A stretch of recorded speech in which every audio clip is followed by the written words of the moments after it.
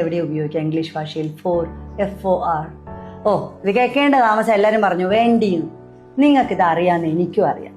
എൻ്റെ മകൾക്ക് വേണ്ടി ഫോർ മൈ ഡോട്ടർ, എൻ്റെ ബോയ് ഫ്രണ്ടിന് വേണ്ടി for my boy friend, I won't A gift for my girl friend, ഇങ്ങനെയൊക്കെ പറയാൻ നിങ്ങൾക്ക് അറിയാമല്ലോ അല്ലേ. അത് മാത്രം പഠിച്ചുകൊണ്ട് കാര്യമില്ല. ഇത് പ്രിപ്പോസിഷനായിട്ടും കൺജങ്ഷനായിട്ടും എത്രോരം ഭാഗങ്ങൾ ഉപയോഗിക്കുമെന്നറിയോ ഫോർ. ഒരെണ്ണം കൂടി നമുക്കിന്ന് നോക്കാം.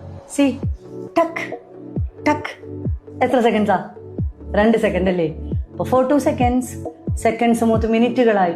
ഫോർ 3 minutes, മിനിറ്റ്സ് മണിക്കൂറുകളായി. ഫോർ hours, hours എന്തായി? ഡേയ്സ് ആയി. ഫോർ 3 days, അത് വീക്സ് ആയി. ഫോർ വീക്സ്, വീക്സ് മന്ത്സ് ആയി. ഫോർ 2 months, അതുപോലെ മന്ത്സ് ഇയേഴ്സ് ആയി.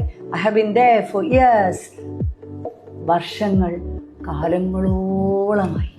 For long. അപ്പോൾ 2 സെക്കൻഡ് തുടങ്ങി കാലങ്ങളോളമുള്ള ദൈർഘ്യതയെ കാണിക്കാൻ നമ്മൾ ഉപയോഗിക്കുന്ന പ്രിപ്പോസിഷനാണ് ഫോർ. ഓക്കെ, അപ്പോൾ നമുക്കിത് സ്കൂൾ കുട്ടികൾക്കൊക്കെ grammar fill in the blanks using appropriate preposition വരാറുണ്ട്. ഈ കറക്കി കുത്തി എഴുത്ത് ഇനിയെങ്കിലും നമുക്കൊന്ന് നിർത്തണ്ടേ? മനസ്സറിഞ്ഞ് നമ്മളെ മക്കളും പഠിക്കണം. സോ വെൽക്കം ടു ഷനൈൻസ് അക്കാഡമി. വെക്കേഷൻ ക്ലാസ്സുകൾ ആരംഭിച്ചു കഴിഞ്ഞു. അഡ്മിഷൻസ് തകൃതിയായി നടക്കുന്നു. എല്ലാവർക്കും സ്വാഗതം. മക്കൾക്ക് ഈ 2 months കൊണ്ട് ഗ്രാമർ പക്ക റെഡിയാക്കി കൊടുക്കണം. അത് 1ാം ക്ലാസ് തൊട്ടാവട്ടെ 10ാം ക്ലാസ് വരെ ആവട്ടെ. You welcome. വെൽക്കം ടു ഷനൈൻസ് അക്കാഡമി. Thank U.